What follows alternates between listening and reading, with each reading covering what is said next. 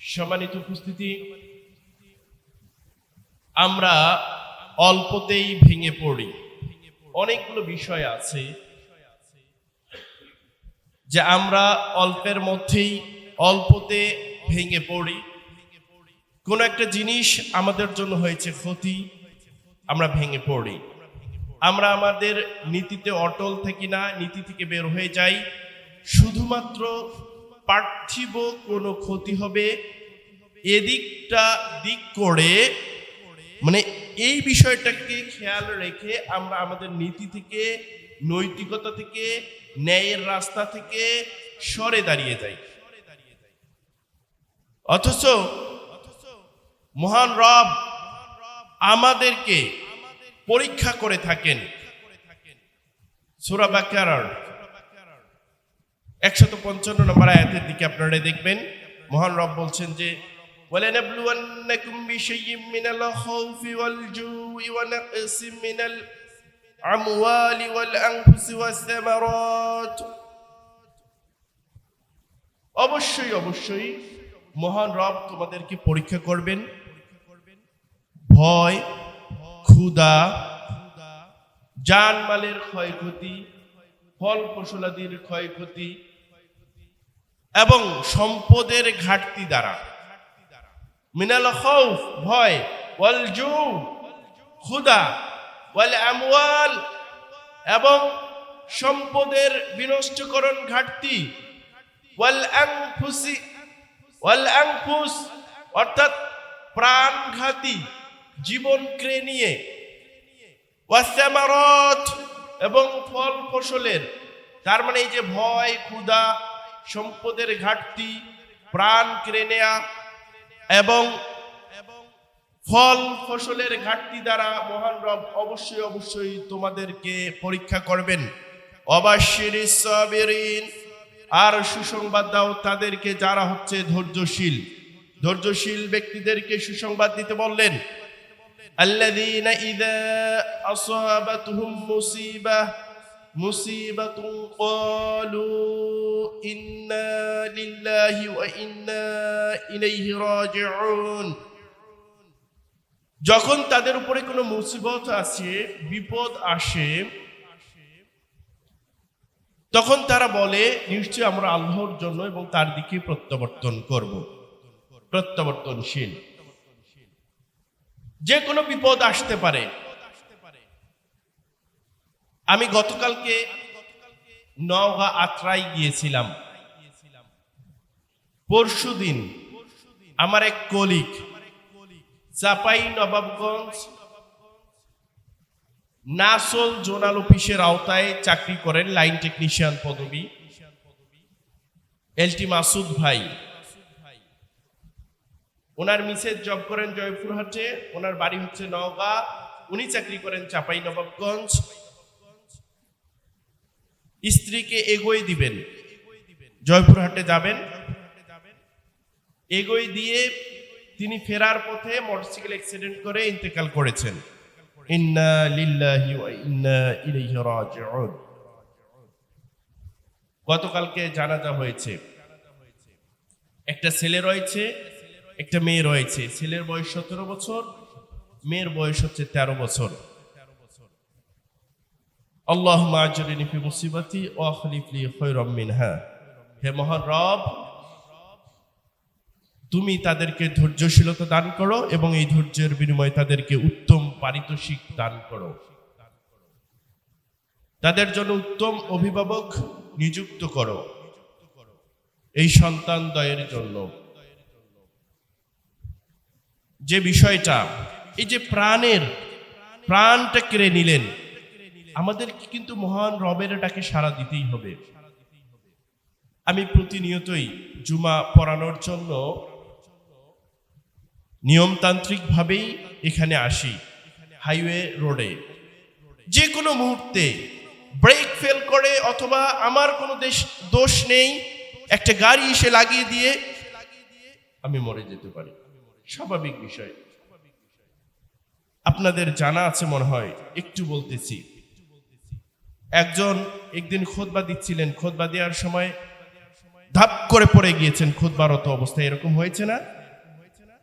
আমাকে একজন বললেন যে উনাকে যদি না ধরা হতো তাহলে এই মসজিদের যে পাকা জায়গা রয়েছে সেখানে পড়ে গিয়ে মৃত্যুবরণ হয়তো বা করতে পারতেন, কিন্তু আল্লাহ তাআলা তার হায়াত রেখেছেন, তিনি জীবিত আছেন।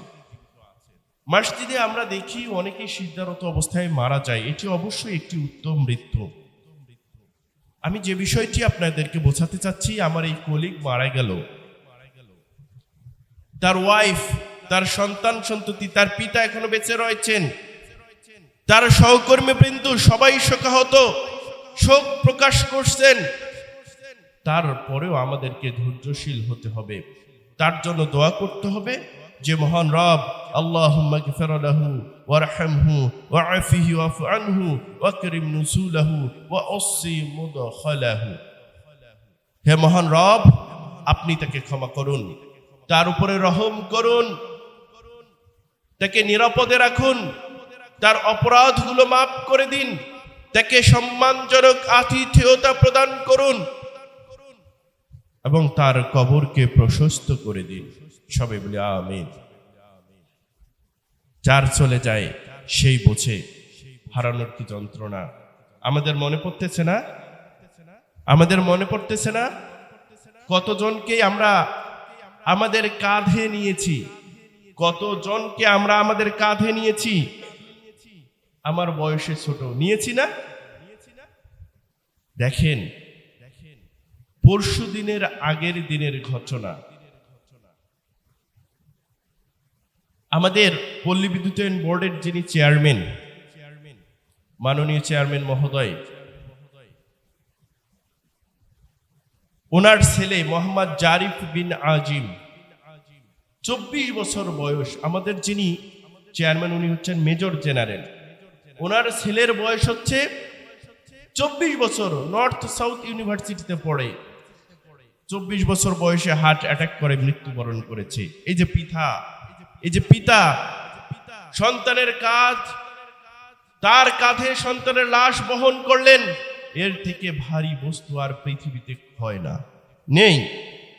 কত ভারী! 24 বছরের একটি ছেলে, তাকড়া জওয়ান যুবক ছেলে, একটি মাত্র ছেলে আর একটি মেয়ে, এই ছেলেটি মারা গেল। অথচ বাবার সম্মান, অর্থ, অনেক কিছুই রয়েছে, আমরা তার জন্য দোয়া করি। এক্ষেত্রেও দেখেন, আমি যে কথাটা বলতে চাইছি আপনাদেরকে, উনি এত বড় পোস্টে চাকরি করেন, এত টাকা বেতন পান, এত সম্মানীয় একজন ব্যক্তি, তারপরে ওনাকে ধৈর্যশীল হতে হবে। আল্লাহ তাআলা এই সন্তানকে জান্নাত দান করুন, সবাই বলে আমিন। এবং আমাদের মাননীয় চেয়ারম্যান মহোদয় ছাড়কে ধৈর্য ধারণের তৌফিক দান করুন, সবাই বলে আমিন। আমি উদাহরণগুলো দিচ্ছি, কেন দিচ্ছি আপনি একটু চিন্তা করুন। আপনার কম বয়সের কাউকে আপনি হারাননি, আপনি দেখেননি, আপনার মৃত্যু যে কোনো মুহূর্তে হতে পারে।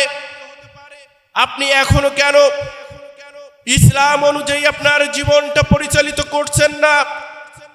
আপনি কি বোঝাতে চাচ্ছেন আজকে আপনার বয়স 35 বছর, আপনি আরো 35 বছর এই পৃথিবীতে বিলং করবেন, সারভাইভ করবেন, বেঁচে থাকবেন?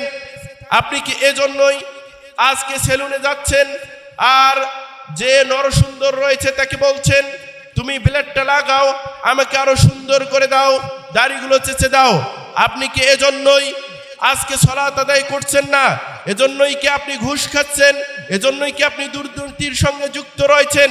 এজন্যই কি আপনি ইসলাম অনুযায়ী আপনার জীবনটাকে পরিচালিত করছেন না? আপনি চিন্তা করছেন আরো বেঁচে থাকবেন? তা নয়, মানুষের মৃত্যু যে কোনো মুহূর্তেই আসতে পারে। তাই আপনাকে আজকেই ডিসিশন নিতে হবে, সিদ্ধান্ত নিতে হবে যে আপনি আপনার জীবনকে কিভাবে পরিচালিত করবেন। আমি হয়তোবা আজকে যাওয়ার পথেই মৃত্যুবরণ করতে পারি রোডে অ্যাক্সিডেন্টে, আপনি হয়তোবা এই মসজিদ থেকে বাড়ি না ফিরতেই আপনার মৃত্যু হতে পারে। আপনি এই কথাটিকে অকপটে স্বীকার করে নেন, কিন্তু আপনি যখন ইসলাম মানতে হবে সেক্ষেত্রে আপনি খামখেয়ালিপনা করেন, কেন এই উদাসীনতা? এর জবাব তো আপনাকেই দিতে হবে।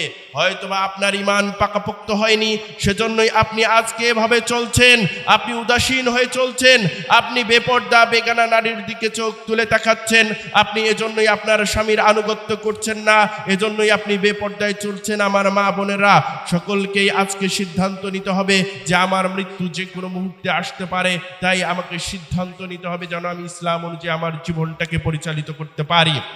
আর রিজেকের টেনশন করা যাবে না। আপনি যদি চিন্তা করেন যে এবার আমার আলু হয়নি, আসলে এবার আলুর দাম অনেক কম, যারা চাষি আলু চাষ করেছে, আপনি শুধু চিন্তা করুন যে আপনার থেকে অনেক মানুষের আরো বড় বড় ক্ষতি হয়েছে। এই ফল ফসলের, আপনার ফসলের যে দাম কম হয়েছে, অনেকেই এটাতে হয়তোবা দেখা যাচ্ছে যারা একেবারেই নিম্ন শ্রেণীর রয়েছে লোকেরা, তারা হয়তো কম টাকায় খেতে পাচ্ছে। আল্লাহ তাআলা কাকে কোনভাবে পরীক্ষা করবেন, এই পরীক্ষার ক্ষেত্রে আপনাকে ধৈর্যশীল হতে হবে। আপনার হতে পারত যে আলুটা আল্লাহ তাআলা দিয়েছেন, এই আলুর মধ্যে এমন একটা পোকা দিতে পারতেন যে আপনি এই 10 টাকা, 12 টাকা, 16 টাকা, 14 টাকা দরে 1 কেজি আলু যে বিক্রি করছেন, এই আলুটাও হয়তো নাও পেতে পারতেন। অতএব যেটা করেন আল্লাহ তাআলা মঙ্গলের জন্য করেন, কল্যাণের জন্য করেন। আপনাকে ধৈর্যশীল হতে হবে বিষয়গুলোর ক্ষেত্রে, এবং আপনাকে আপনার জীবনকে ইসলামের অনুশাসন অনুযায়ী, শরিয়া অনুযায়ী পরিচালিত করতে হবে, যে কোনো ক্ষেত্রে, যে কোনো মুহূর্তে, যে কোনো ব্যাপারে। সম্মানিত উপস্থিতি, তার মানে আল্লাহ তাআলা ভয় দ্বারা কিভাবে করেন? আপনি চাকরি করেন, চাকরির ক্ষেত্রে হয়তোবা দেখা যাচ্ছে যে আপনি একটা ন্যায়ের কথা বলবেন, তখন আপনাকে ভয় লাগতে পারে যে আমার যে অফিসার রয়েছে তিনি আমাকে কারণ দর্শাবেন, আমার চাকরিটা ঢিসমিস করে দিতে পারেন, এরকম তাদের ক্ষমতা রয়েছে। এই যে ভয় দ্বারাও মহান রব আপনাকে কি করেন? ভয় দ্বারা মহান রব আপনাকে পরীক্ষা করছেন, এবং ক্ষুধা দ্বারা আপনাকে পরীক্ষা করবেন। আপনি খেতে পারছেন না, এটিও আপনার জন্য পরীক্ষা। অনেক সময় আছে আপনি খুব ক্লান্ত শ্রান্ত, মনে হচ্ছে যে আপনি মাঠের মধ্যে কাজ করছেন, আপনি একটু পানি খেতে পারলে ভালো হতো, হয়তো একটু খাদ্য ফেলে ভালো হতো, কিন্তু আপনার কাজের জন্য আপনি খেতে পাচ্ছেন না, এটিও দ্বারা আপনাকে পরীক্ষা করেন। আপনাকে পরীক্ষা করছেন।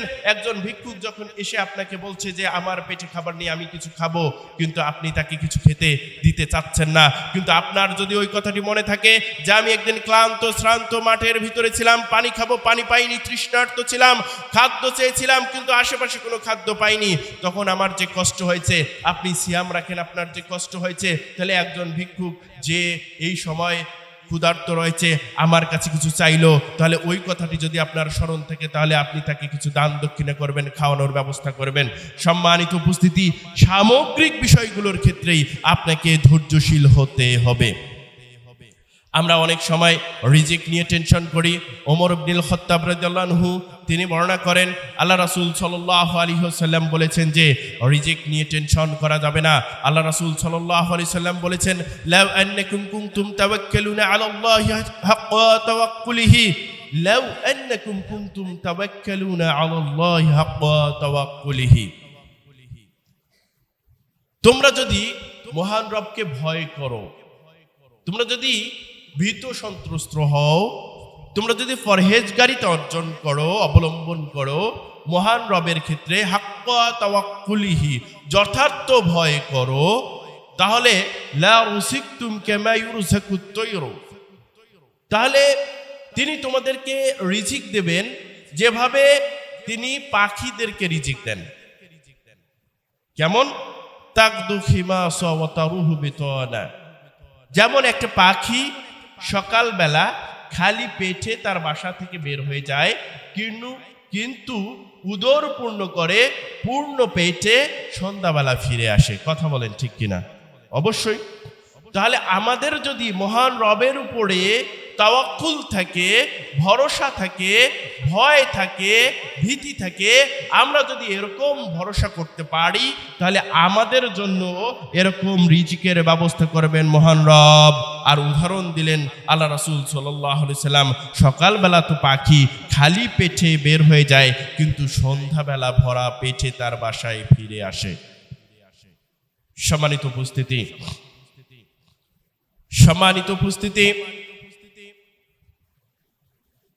হাদিসে 40 কিতাবের ইমাম নববী রাহিমাহুল্লাহর 19 নম্বর হাদিস ওই কিতাবের, যে হাদিসটি 2516 নম্বরে রয়েছে তিরমিজিতে, আব্দুল্লাহ ইবনে আব্বাস রাদিয়াল্লাহু আনহু থেকে বর্ণিত। তিনি বলেন, কুনতু খলফা রাসূলিল্লাহি সাল্লাল্লাহু আলাইহি ওয়াসাল্লাম ইয়াওমান, আমি একদিন একদা আল্লাহ রাসূল সাল্লাল্লাহু আলাইহি ওয়াসাল্লামের পিছনে ছিলাম। কে? আব্দুল্লাহ ইবনে আব্বাস রাদিয়াল্লাহু আনহু। আল্লাহ রাসূল সাল্লাল্লাহু আলাইহি ওয়াসাল্লাম বলেন, ইয়া গোলাম, হে বালক, ইন্নী উআল্লিমুকা কালিমাতিন, আমি তোমাকে কিছু কালিমা, বাক্য, কথা শিক্ষা দেব। তারপর আল্লাহ রাসূল সাল্লাল্লাহু আলাইহি ওয়াসাল্লাম বললেন, ইহফাজিল্লাহ ইয়াহফাজকা, ইহফাজিল্লাহ,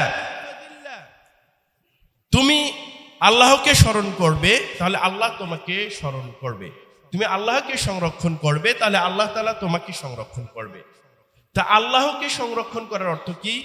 আল্লাহ তাআলা যা দিয়েছেন শরীয়ত সেভাবে লাইফ লিড করা, যা আদেশ করেছেন তা মেনে নেওয়া, যা নিষেধ করেছেন তা থেকে নিজেকে পরহেজগার রাখা, বিরত রাখা, তাহলে আল্লাহ তাআলা তোমাকে স্মরণ করবে, তোমাকেও রক্ষা করবে।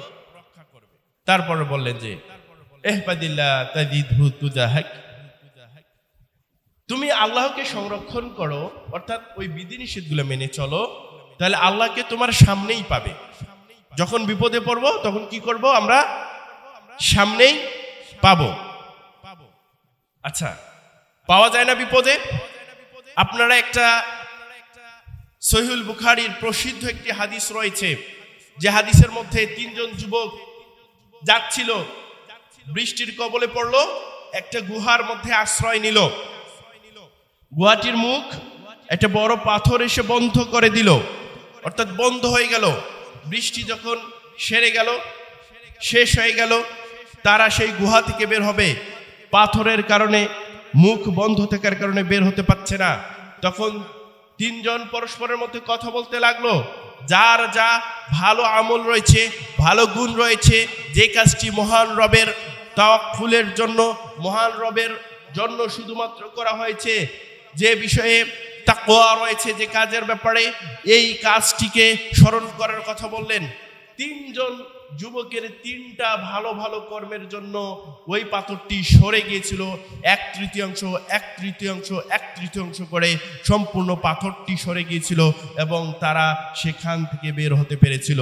তাহলে আল্লাহ তাআলার যদি বিধি বিধানকে আমরা সংরক্ষণ করতে পারি, ভালো কাজ করি, এই ভালো কাজের উসিলায় আমরা কি পাবো? মুক্তি পেয়ে যাব যখন আমরা সংকটে পড়ব, বিপদে পড়ব। সম্মানিত উপস্থিতি, এরপরে বলেন আল্লাহ রাসূল সাল্লাল্লাহু আলাইহি ওয়াসাল্লাম এই হাদিসের মধ্যে, হাদিসে 40 কিতাবের 19 নম্বর হাদিস, ইমাম নববী রাহিমাহুল্লাহ, ইযা সাআলতা ফাসআলিল্লাহ, যখন তুমি কোনো কিছু চাইবে তা আল্লাহর কাছেই চাইবে। ওয়া ইযা ইসতাআনতা ফাস্তাইন বিল্লাহ, আর যখন তোমার কোনো কিছু প্রয়োজনে চাইবে, প্রয়োজন হবে, সেই প্রয়োজনের চাওয়াটাও যেন, সাহায্য চাওয়াটাও যেন মহান রবের নিকটেই হয়। আরেকটা কথা বললেন আল্লাহ রাসূল সাল্লাল্লাহু আলাইহি ওয়াসাল্লাম, খুব দামি কথা, খুব ভারী কথা, এর গুরুত্ব, তাৎপর্য অনেক বেশি। শুনুন, আল্লাহ রাসূল সাল্লাল্লাহু আলাইহি ওয়াসাল্লাম বলেন যে ওয়া'লাম আন্নাল উম্মাতা লা ইজতামাআত আলা আন ইয়ানফাউকা বিশাইইন লাম ইয়ানফাউকা ইল্লা বিশাইইন ক্বাদ কাতাবাহু আল্লাহু লাক। আল্লাহ রাসূল সাল্লাল্লাহু আলাইহি ওয়াসাল্লাম বললেন যে জেনে রেখো, এ পৃথিবীর সমস্ত মানুষ যদি একত্রিত হয়ে তোমার জন্য কোনো উপকার করতে চায়, তাহলে তারা তোমার জন্য উপকার করতে পারবে না ততটুকু ব্যতীত যা তোমার ভাগ্যে মহান রব লিখে রেখেছেন। কথা বুঝতে পেরেছেন? আমি কি বোঝাতে সক্ষম হয়েছি? কথার কথা। আপনার ভাগ্যে একটা জিনিস, চাকরির ক্ষেত্রে আপনি একটা চাকরি চাচ্ছেন, যদি আমাদের মাননীয় প্রধান উপদেষ্টা ডক্টর ইউনূস, নোবেল জয়ী, উনি যদি আপনার জন্য সুপারিশ করেন, আর আপনার ভাগ্যে যদি ওই চাকরি লেখা না থাকে আপনি পাবেন না, ততটুকুই পাবেন যা আপনার জন্য লেখা রয়েছে ভাগ্যে, আপনার জন্য বরাদ্দ রয়েছে যা আপনি ততটুকুই পাবেন, এর অতিরিক্ত কোনো কিছু পাবেন না। সম্মানিত উপস্থিতি, আবার এইখানেই বললেন আল্লাহ রাসূল সাল্লাল্লাহু আলাইহি ওয়াসাল্লাম, ওয়াইলাম ইনি চিতামাউ আলা আইয়াদুরুকা বিশাইইন লাম ইয়াদুরুকা ইল্লা বিশাইইন ক্বাদ কাতাবাল্লাহু আলাইক।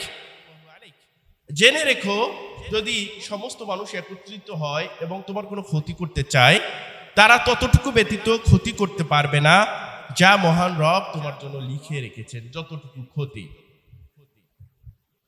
আপনি চিন্তা করতেছেন যে আপনি হক কথা বলতে গেলে আপনার চাকরিটা খেয়ে ফেলবে। আপনার চাকরি যদি আপনার ভাগ্যে থাকে তাহলে কেউ আপনার চাকরি খেতে পারবে না। আর যদি ওই যে বললাম চাকরি যদি ভাগ্যে না থাকে তাহলে কেউ সুপারিশ করে আপনার চাকরি রাখতেও পারবে না। আপনার রিজিক কিভাবে আল্লাহ তাআলা লিখে রেখেছেন মহান রব ভালো জানেন, উত্তম পরিকল্পনাকারী। তার মানে এগুলো ক্ষেত্রে কি হতে হবে? ধৈর্যশীল হতে হবে। এই যে আপনি একটা জিনিস পেলেন, পাওয়ার পর হারালেন, তারপরে ধৈর্যশীল হতে হবে। অথবা পেলেন না, আপনি সুপারিশ করলো বড় বড় জায়গা থেকে, তারপরে ধৈর্যশীল হতে হবে।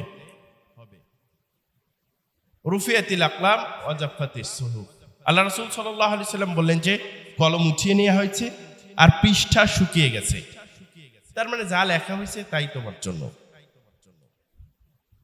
তিরমিজির বাইরে একটি হাদিস রয়েছে, এই হাদিসের মধ্যে বলা হয়েছে যে ইহফাদিল্লাহ তাজিদু আমামাক, তুমি যদি আল্লাহর বিধিবিধানকে সংরক্ষণ করো তাহলে তুমি আল্লাহকে সামনেই পাবে, সম্মুখে পাবে। তাআররাফ আলাল্লাহি ফির রাখাই ইয়ারিফুকা ফিশ শিদ্দাহ, তুমি যদি তোমার সচ্ছল অবস্থায় মহান রবকে স্মরণ করো তাহলে মহান রব তোমার কঠিন অবস্থায় তোমাকে স্মরণ করবে। কথা কি বুঝতে পেরেছেন? আপনার এখন টাকা পয়সা রয়েছে, গাড়ি বাড়ি রয়েছে, আপনি এই মসজিদের জন্য দান করলেন, অথবা কাউকে হেল্প করলেন, অথবা মাদ্রাসা করে দিলেন, সমাজ সংস্কারমূলক কাজ করলেন। এই যে আপনি কাজগুলো করতেছেন আপনার সচ্ছল অবস্থায় করলেন। যখন আপনি বিপদে পড়বেন, ওই সচ্ছল অবস্থায় আপনি দান সাদাকা করেছিলেন, যে ভালো কাজগুলো করেছিলেন, তার বদৌলতে মহান রব আপনাকে আপনার কঠিন অবস্থায় স্মরণ করবে।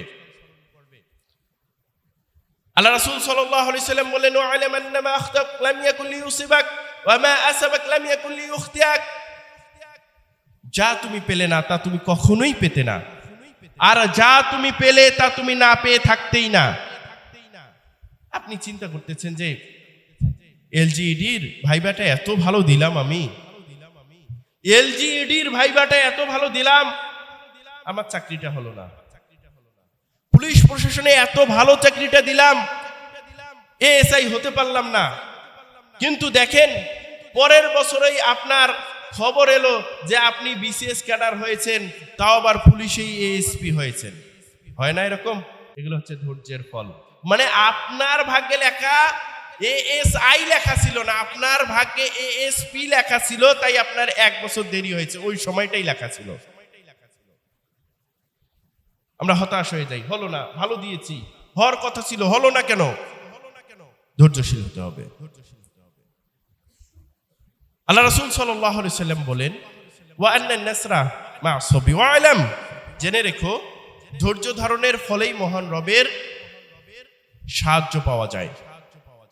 ওয়া আন্নাল ফারজা মা'আল কারবি,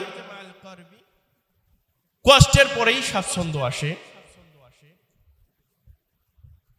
ওয়া আন্না মা'আল উসরি ইউসরা, কঠিন অবস্থার পরেই সচ্ছলতা আসে।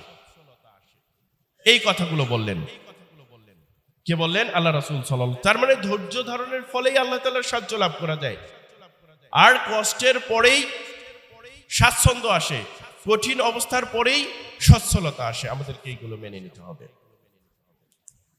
সম্মানিত উপস্থিতি, 23 নম্বর হাদিস, হাদিসে 40 কিতাবের, যে হাদিসটি সহিহ মুসলিমে 223 নম্বরে রয়েছে। আন আবি মালিক হারিস ইবনে আসিমিল আশআরি রাদিয়াল্লাহু আনহু থেকে বর্ণিত, মানে আবু মালিক হারিস ইবনে আসিম আল আশআরি রাদিয়াল্লাহু আনহু থেকে এই হাদিসটি বর্ণিত। তিনি বলেন আল্লাহ রাসূল সাল্লাল্লাহু আলাইহি সাল্লাম বলেছেন, আত-তাহুরু শাতরুল ঈমান, পবিত্রতা হচ্ছে ঈমানের অংশ। ওয়ালহামদুলিল্লাহি তামলাউল মিজান, আলহামদুলিল্লাহ যে বাক্যটি বলা হয় তা মিজানের পাল্লাকে সবে পরিপূর্ণ করে। আলহামদুলিল্লাহ বলেন তো, আরেকবার আলহামদুলিল্লাহ। আলহামদুলিল্লাহ।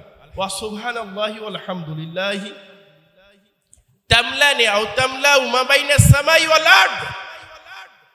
আল্লাহ রাসূল সাল্লাল্লাহু আলাইহি সাল্লাম বললেন, সুবহানাল্লাহ আলহামদুলিল্লাহ উভয়ে অথবা একটি বাক্য। আবার বলতেছি, সুবহানাল্লাহ আলহামদুলিল্লাহ উভয়ে অথবা একটি বাক্য আসমান এবং জমিনের যে ফাঁকা স্থান রয়েছে তা সবে পরিপূর্ণ করে দেয়। সুবহানাল্লাহ আলহামদুলিল্লাহ। আল্লাহ রাসূল সাল্লাল্লাহু আলাইহি সাল্লাম বললেন, ওয়াসসালাতু নূরুন ওয়াসসাবরু বুরহান ওয়াসসাবরু দিয়াউন ওয়াসসাদাকাতু বুরহানুন ওয়াসসালাতু নূরুন। সালাত হচ্ছে আলো, ওয়াসসাদাকাতু বুরহানুন, দান সাদাকা হচ্ছে প্রমাণ। আপনি যে দান সাদাকা করেছেন এই মসজিদের জন্য, এই মাদ্রাসার জন্য, এটা আপনার জন্য প্রমাণ। এই যে আল্লাহ, এই দান আপনার পক্ষে কথা বলবে যে আল্লাহ আমি 5 বস্তা সিমেন্ট আমাকে দান করেছিল অমুক ব্যক্তি, এই যে এত শতাংশ জমি দান করেছিল, এই যে এত টাকা দিয়েছে, এই যে রড কিনে দিয়েছিল, এই যে বালু দিয়েছিল, এই যে ইট দিয়েছিল, এগুলো প্রমাণ হিসেবে থাকবে, আপনার প্রমাণ হিসেবে এগুলো সাক্ষী হিসেবে থাকবে সেই সময়। ওয়াসসাবরু দিয়াউন, আর ধৈর্য হচ্ছে উজ্জ্বল আলো। সালাতটা শুধু আলো, আর ধৈর্য হচ্ছে উজ্জ্বল আলো। কারণ ধৈর্যশীল যদি না হন আপনি হতাশ হয়ে যাবেন, আপনি কোনো কিছুই করতে পারবেন না। তারপরে বলেন আল্লাহ রাসূল সাল্লাল্লাহু আলাইহি ওয়াসাল্লাম, আল কুরআনু হুজ্জাতুল লাক আও আলাইক, এই কোরআন যে রয়েছে এই কোরআনটা তোমার পক্ষে অথবা বিপক্ষে সাক্ষী হবে। আজকে আপনি কোরআনের পক্ষে রয়েছেন এই পৃথিবীতে, না বিপক্ষে রয়েছেন, আগামীকাল এই কোরআন আপনার পক্ষে অথবা বিপক্ষে সাক্ষী হবে। আপনি এই কোরআনের পক্ষে মাদ্রাসা মসজিদের পক্ষে ছিলেন, আপনি ওয়াজ মাহফিলের পক্ষে ছিলেন, না গান বাজনার পক্ষে ছিলেন, আপনি কোন দিকে ছিলেন? এই কোরআন আপনি পাঠ করেছেন, তদনুযায়ী আমল করেছেন কিনা, এই কোরআনটাই আপনার জন্য সাক্ষী হবে আগামীতে এই রোজ কিয়ামতের মাঠে। এই কথাটা এখানে বলা হচ্ছে। কুল্লুন নাসি ইয়াগুদু ফাবাইউ নাফসাহু ফামউতিকুহা ওয়া মুবিকুহা, প্রত্যেকটা মানুষ তার আত্মার ক্রয় বিক্রয়ের মাধ্যমে প্রতিদিন সকাল শুরু করে, হয় সে তার আত্মাকে মুক্ত করে অথবা ধ্বংস করে। আমরা প্রত্যেকেই আমাদের এই সকালটাকে শুরু করি আত্মার ক্রয় বিক্রয়ের মাধ্যমে। ভালো কাজ করলে আমরা মুক্ত করব, আর যদি খারাপ কাজ করি তাহলে এটাকে ধ্বংস করে ফেলবো। আস্তে আস্তে কালিমা লেপন হবে অন্তরের মধ্যে। সম্মানিত উপস্থিতি, আমরা যে কথাগুলো বুঝলাম যে ধৈর্য অবশ্যই আমাদের জন্য প্রয়োজন। আবু যার গিফারি রাদিয়াল্লাহু আনহু থেকে বর্ণিত, তিনি বর্ণনা করেন, ফিমা ইয়ারইহি মিন রাব্বিহি তাবারাকা তাআলা, মহান রব বরকতময় তার থেকেই আল্লাহ রাসূল সাল্লাল্লাহু আলাইহি সাল্লাম এই হাদিসটি বর্ণনা করেন। আল্লাহ তাআলা বলেন, ইন্নী হারামতু যুলমা আলা নাফসি ওয়া জাআলতুহু বাইনাকুম মুহাররামান, নিশ্চয়ই জুলমকে আমি আমার নিজের জন্য হারাম করেছি, এবং I have made it forbidden amongst you, এবং এটি আমি তোমাদের জন্য ওয়া জাআলতুহু বাইনাকুম মুহাররামান, এবং তোমাদের জন্য আমি এই জুলুমকে, এই অত্যাচারকে হারাম করে দিয়েছি। ফালা তাযালামু, so do not oppress one another, সুতরাং তোমরা একে অপরের উপরে জুলুম করো না। সুতরাং তোমরা একে অপরের উপরে জুলুম করো না। মহান রব বলেন, মহান রব বলেন যে ইয়া ইবাদি, এখানে কে বলতেছেন বলেন তো দেখি? মহান রব বলছেন। কেন বলছি যে মহান রব ব্যক্ত করেছেন আল্লাহ রাসূল সাল্লাল্লাহু আলাইহি ওয়াসাল্লাম, কিন্তু কথাগুলো কার? কথাগুলো মহান রবের, যেটা হাদিসে কুদসি। মহান রব এভাবে বান্দাকে ডেকে ডেকে বলছেন, ইয়া ইবাদি কুল্লুকুম দাল্লুন ইল্লা মান হাদাইতুহু ফাস্তাদুনি আহদিকুম।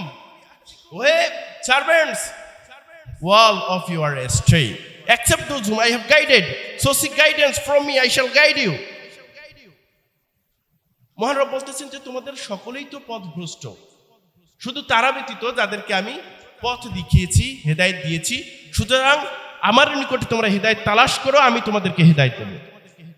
আবার বললেন যে মহান রব তোমাদের প্রত্যেকেই যে ইয়া ইবাদি কুল্লুকুম জায়ুন ইল্লা মান আত'আমতুহু ফাস্তাত'ইমুনি উত'ইমকুম, যে all of you are hungry except those whom I have fed. তোমাদের প্রত্যেকেই হচ্ছে ক্ষুধার্ত, শুধু তারা ব্যতীত যাদেরকে আমি খাদ্য দান করি। সুতরাং আমার নিকটে তোমরা so seek food from me, I shall feed you, যে সুতরাং তোমরা আমার নিকটে খাদ্য তালাশ করো, আমি তোমাদেরকে খাদ্য দেব।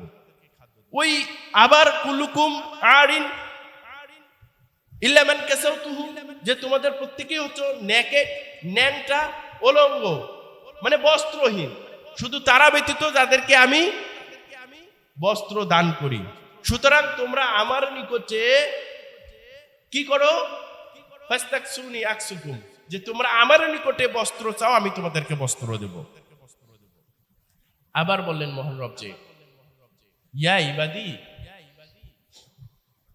ইন্নাকুম তুখতিউনা বিল-লাইলি ওয়ান-নাহার ওয়া আনা আগফিরু যুনুবা জামিআ ফাস্তাগফিরুনি আগফির লাকুম, যে তোমাদের প্রত্যেকেই দিন রাত পাপ করতেই থাকো, তোমরা শুধু পাপ করো, অনেক পাপ তোমাদের। আমি তোমাদের সকল পাপগুলো একসাথে ক্ষমা করে দেবো। সুবহানাল্লাহ বলবেন না? ফাস্তাগফিরুনি, আমার নিকটে তোমরা ক্ষমা চাও, আগফির লাকুম, আমি তোমাদেরকে ক্ষমা করে দেব। আপনি পাপ করেছেন, হতাশ হবেন না, আল্লাহর রহমত থেকে নিরাশ হবেন না, ধৈর্যশীল হন, আপনি মহান রবের নিকটে ক্ষমা চান। মহান রব বলছে যে দিন রাত তোমরা পাপ করতেই থাকো, এত পাপ করেছো, দিনেও পাপ করো, রাতেও পাপ করো। তার মানে এখান থেকে এটাও বোঝা যায় প্রকাশ্যেও পাপ করো, গোপনেও পাপ করো, আমি তোমাদের সকল পাপেই ক্ষমা করে দেব। একটা কাজ করো, আমার নিকটে তোমরা ক্ষমা চাও, তোমরা তো আমার বান্দা, তোমরা তো আমার দাস, শুধু একবার চেয়েই দেখো না, আমি তোমাদের সকল গুনাহ ক্ষমা করে দেব। আবার বললেন মহান রব যে ইয়া ইবাদি ইন্নাকুম লান তাবলুগু দুরি ফাতাদুরুনি ওয়া লান তাবলুগু নাফি ফাতানফাউনি, ওহে আমার বান্দা, তোমরা আমার কোনো ক্ষতি করার সক্ষমতা রাখো না যে ক্ষতি করবে, আর আমার কোনো উপকার করার সক্ষমতা রাখো না যে আমার উপকার করবে। কথাটা খুব ভালো করে বোঝেন।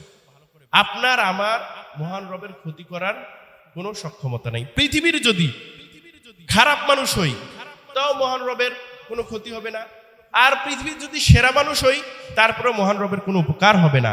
খারাপ হওয়াটাও নিজের জন্য, ভালো হওয়াটাও কার জন্য? ভালো হওয়াটা কার জন্য? নিজের জন্য। কারণ ভালো কাজ করলে জান্নাত পাবো, খারাপ কাজ করলে তো এর জন্য দায় আমি, জাহান্নামে যাব। মহান রব বললেন যে ইয়া ইবাদি, যদি লাউ আন্নাকুম, তোমাদের আউয়ালুকুম ওয়া আখিরুকুম ওয়া ইনসাকুম ওয়া জিন্নাকুম কানু ফি কলবি আতকা কলবি ওয়াহিদিন মিনকুম, যে তোমাদের যদি পূর্বের লোক, পরের লোক, কানু আলা আতকা কলবি রাজুলিন ওয়াহিদিন মিনকুম, তোমাদের পূর্বের লোক, পরের লোক, সমস্ত মানুষ, সমস্ত জিন যদি তোমরা পৃথিবীর সব থেকে ভালো মানুষ হও, মা সাদা জালিকা ফি মুলকি শাইআন, তাহলে আমার এই রাজত্বের মধ্যে কিঞ্চিত পরিমাণ বৃদ্ধি পাবে না। আবার বলতেছি, কথাটা ভালো করে বোঝেন। তোমাদের পূর্বের লোক, পরের লোক, যে মানুষরা এখন বেঁচে রয়েছে তারা এবং সমস্ত জিন, যদি তোমরা পৃথিবীর সব থেকে ভালো মানুষ হয়ে যাও, পৃথিবীর ভালো মানুষ, কথার কথা আপনি মক্কার ইমাম সাহেব যিনি আছেন তার মতো হলেন, বললেন যে সুদাইসের মতো সবাই, একজনও বাদ নাই। শুধু পৃথিবীতে যারা বিলং করছে তারা, সার্ভাইভ করছে তারা না, বরঞ্চ যারা মৃত্যুবরণ করেছে, বরঞ্চ যারা কিয়ামত পর্যন্ত আসবে, এর সাথে আবার জিন সবাই যদি হয়ে যায়, তাও আল্লাহর রাজত্বে কিঞ্চিত পরিমাণ বৃদ্ধি পাবে না। আবার এমত অবস্থায় সবাই যদি খারাপ হয়ে যায়, তাহলে আল্লাহর রাজত্ব থেকে কিঞ্চিত পরিমাণ কমবেও না। মানে পূর্বের লোক, পরের লোক, সমস্ত মানুষ, সমস্ত জিন যদি খারাপ লোকের মতো হয় পৃথিবীর, তারপরে মহান রবের এই রাজত্বে কিঞ্চিত পরিমাণ কি কমবে না। মানে ভালো হওয়া খারাপ হওয়াতে এতে মহান রবের কোনো যায় আসে না, আমাদের জন্যই সেগুলো থাকে। আমাদের এগুলো বিষয়ে ধৈর্যশীল হতে হবে। যতটুকু বলেছি সত্য, সুন্দর, কল্যাণকর। মহান রব সময় থাকলে হয়তো বা আরো কিছু কথা বলা যেত পরবর্তী জুমায়। আমি তো আসি ইনশাআল্লাহ তাআলা, পরবর্তীতে আবার আমরা এগুলো নিয়ে কথা বলবো ইনশাআল্লাহ তাআলা। সুবহানাকাল্লাহুম্মা ওয়া বিহামদিক, আশহাদু আল্লা ইলাহা ইল্লা আনতা, আস্তাগফিরুকা ওয়া আতুবু ইলাইক।